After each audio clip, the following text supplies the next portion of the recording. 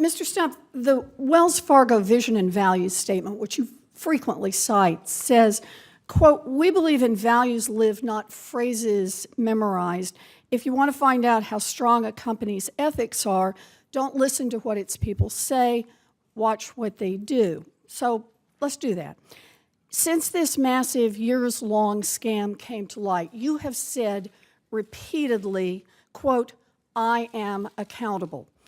But what have you actually done to hold yourself accountable? So you haven't resigned, you haven't returned a single nickel of your personal earnings, you haven't fired a single senior executive. Instead, evidently, your definition of accountable is to push the blame to your low-level employees who don't have the money for a fancy PR firm to defend themselves. It's gutless leadership. In your time as chairman and CEO, Wells has been famous for cross-selling, which is pushing existing customers to open more accounts. Cross-selling is one of the main reasons that Wells has become the most valuable bank in the world. Wells measures cross-selling by the number of different accounts a customer has with Wells. Other big banks average fewer than 3 accounts per customer, but you set the target at 8 accounts. Every customer of Wells should have 8 accounts with the bank. And that's not because you ran the numbers and found that the average customer needed 8 banking accounts. It is because, quote, 8 rhymes with great. This was your rationale right there in your 2010 annual report. Cross-selling isn't about helping customers get what they need. If it was, you wouldn't have to squeeze your employees so hard to make it happen. No, cross-selling is all about pumping up Wells' stock price, isn't it? No, cross-selling is shorthand for deepening relationships. We only do well. Let me stop you right there. You say no? No? Here are the transcripts of 12 quarterly earnings calls that you participated in from 2012 to 2014, the 3 full years in which we know this scam was going on. I'd like to submit them for the record, if I may, Mr. Chair. Thank you. These are calls where you personally made your pitch to investors and analysts about why Wells Fargo is a great investment. And in all 12 of these calls, you personally cited Wells Fargo's success at cross-selling retail accounts as one of the main reasons to buy more stock in the company. Let me read you a few quotes that you had. April 2012, quote, "We grew our retail banking cross-sell ratio to a record 5.98 products per household." A year later, April 2013, quote, "We achieved record retail banking cross-sell of 6.1 products per household." April 2014, quote, "We achieved record retail banking cross-sell of 6.17 products per household." The ratio kept going up and up, and it didn't matter whether customers used those accounts or not. And guess what? Wall Street loved it. Here is just a sample of the reports from top analysts in those years, all recommending that people buy Wells Fargo stock in part because of the strong cross-sell numbers. And I'd like to submit them for the record. Without objections. Thank you, Mr. Chair. So when investors saw good cross-sell numbers, they did while this scam was going on. That was very good for you personally, wasn't it, Mr. Stump? Do you know how much money, how much value your stock holdings in Wells Fargo gained while this scam was underway? Well, first of all, it was not a scam, and cross-sell is a way of deepening relationships. When customers use We've been through this, Mr. Stump. I asked you a very simple question. Do you know how much the value of your stock went up while this scam was going on? It's all of my compensation is in our public Do filing. you know how much it was? It's all in the public filing. Oh, you're right. It is all in the public records because I looked it up. While this scam was going on, you personally held an average of 6.75 million shares of Wells stock. The share price during this time period went up by about $30, which comes out to more than $200 million in gains, all for you personally.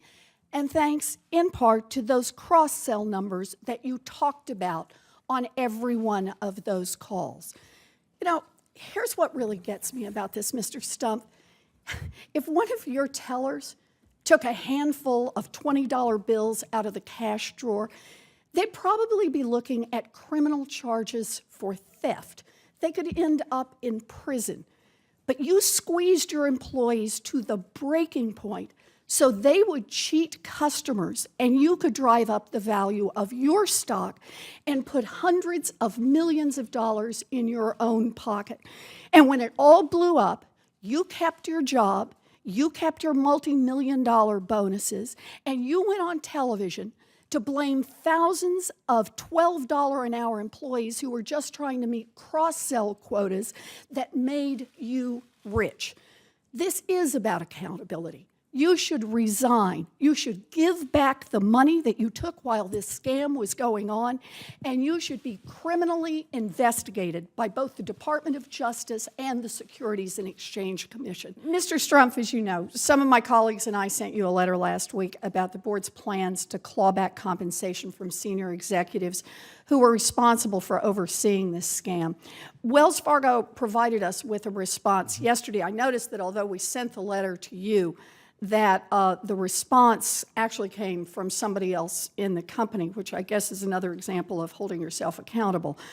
I want to focus now on the mysterious circumstances surrounding Carrie Tolsted's retirement in July. As you know, Ms. Tolsted ran the community banking division, the division where this scam occurred, for the entire time that the scam took place.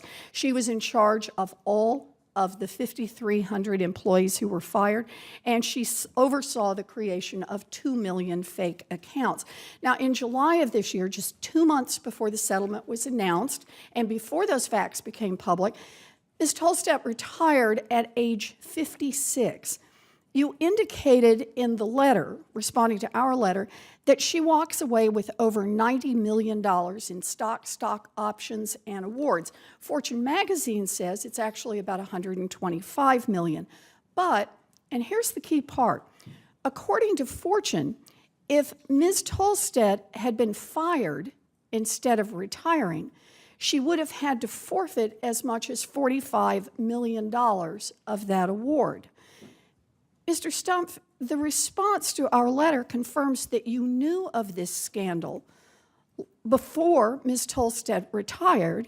It said, and this is from your letter, quote, senior management and the board were aware of the pending litigation, investigation, and discussions with our regulators relating to sales practices when Ms. Tolsted indicated her decision to retire. Is that accurate, Mr. Stumpf, what this letter says? Were you personally aware of the massive problem that occurred under Ms. Tolsted's watch in July when she announced her retirement?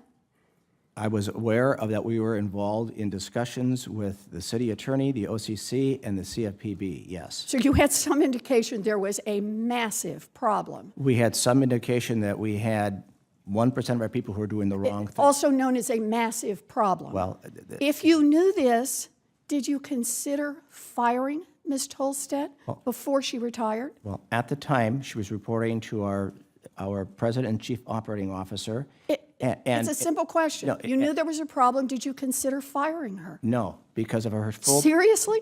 You found out that one of your divisions had created 2 million fake accounts, had fired thousands of employees for improper behavior, and had cheated thousands of your own customers, and you didn't even once consider firing her ahead of her retirement? Well, in fact, when I look at her full body of work, and I look at the customer loyalty improvement and the customer service improvement... Are you sure that those were not fake? All the work that was done, she chose to retire. And I'd also like to make one other comment, because you made the... So you...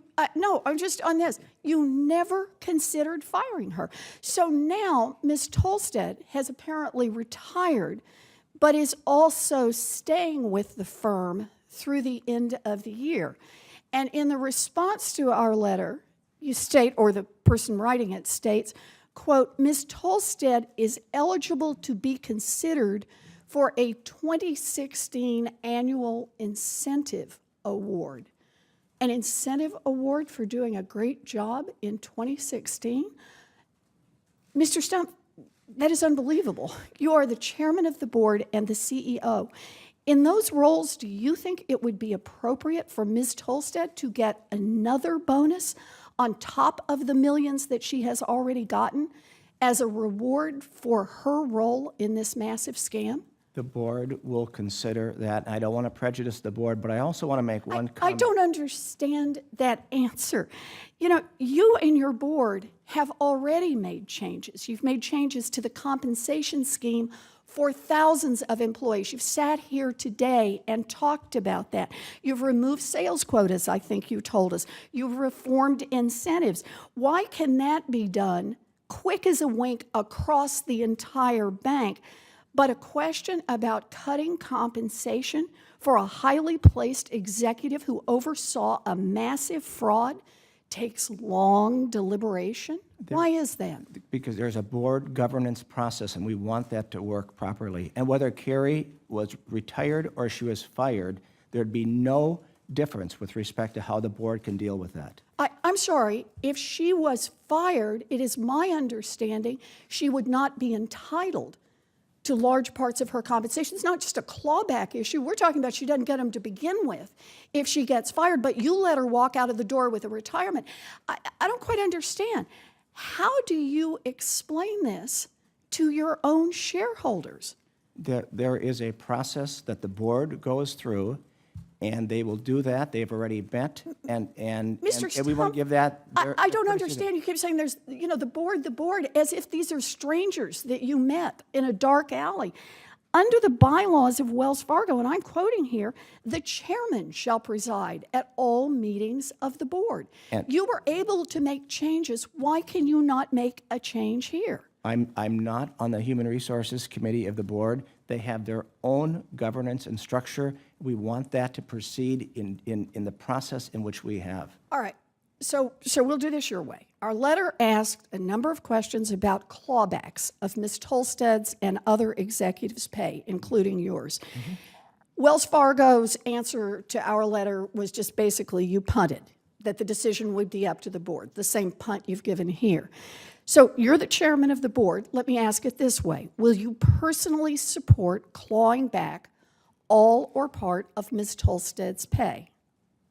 I'm not going to in any way try to influence or prejudice the board as they do their deliberation. So you have absolutely no opinion on this? I'm not going to opine on that. You're not going to opine on it. You're going to say, get out there, defraud, cheat, lie, steal, and I have nothing to say about whether or not you ought to still be getting your bonus. I've never said, and we'd never say as our company, go out there and do any of those things. We try to do the right thing But you every say day. if you do them, you can count on Chairman Stumpf not to stand up and say you shouldn't get your incentive bonus. The board has a process, and I think you started this whole thing by saying, don't tell me what you say, tell me what your actions are. And your actions are, people do this, and you're not going to take a single step to shut it down. So I guess I can ask this question again. Will you personally support clawing back any or all of the pay for the person in charge of compliance, someone we haven't talked about much today, the person who is supposed to be responsible to make sure that the bank is following the law? Will you have any recommendation about that person? I'm going to have the board do their process. You are going to have no recommendation at all, ever, at any point in this process? Whatever the board accepts, and whatever they do, I will accept and I will support. You are not passive here. If you have nothing to do, then what are you doing serving as chairman of the board? If you have no opinions on the most massive fraud that has hit this bank since the beginning of time, how can it be that you actually get to continue to collect a paycheck for being chairman of the board? Well, first of all, I disagree with the fact this is a massive fraud. But secondly, the board will do their work, and I'm not going to prejudice their work.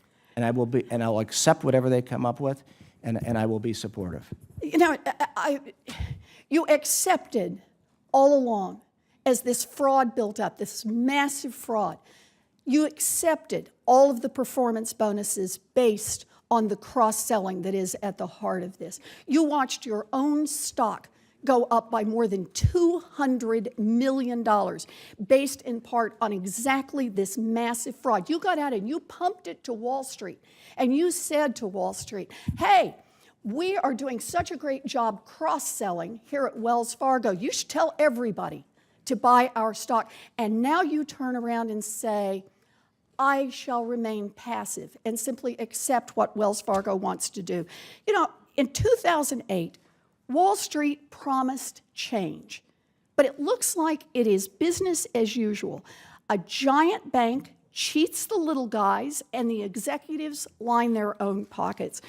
Mr. Stumpf, you make it clear that Wall Street won't change until we make it change. Wall Street executives who almost never hold themselves accountable, not now and not in 2008 when they crushed the worldwide economy.